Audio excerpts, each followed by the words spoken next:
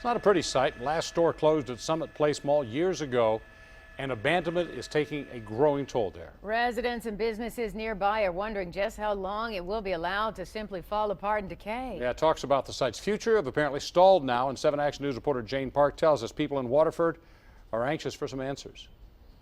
A once thriving indoor shopping mall, the now decrepit Summit Place Mall in Waterford is a sprawling eyesore. It's projecting a negative image to nearby businesses, and people want to know what's happening to it.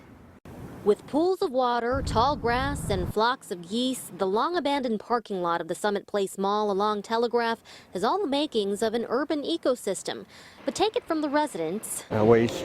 This dead mall is no symbol of growth. When they built Great Lakes, the business just completely dried up.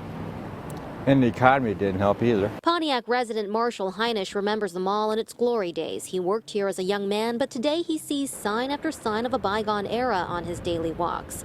The 1.4 million square foot mall closed in 2009. The last standalone store, Sears, closed last December. Earlier this year, township officials and mall management mulled over the possibility of demolition, but talks have not moved forward. As those other businesses are come in and go, and they're still failing because nobody wants to build in this area. Such a big eyesore, and it's really got a lot of potential if somebody would buy it and do some good with it. David Tiernan of Summit Place Kia says a blight beast like this only does harm to businesses around it the longer it's left alone. Just last week, township officials met with the California-based mall owner. They discussed road maintenance on the battered roads around the mall. But to residents' dismay, no word yet on plans for the building itself. Calls to mall management were not immediately returned. In Waterford, Jane Park, 7 Action News.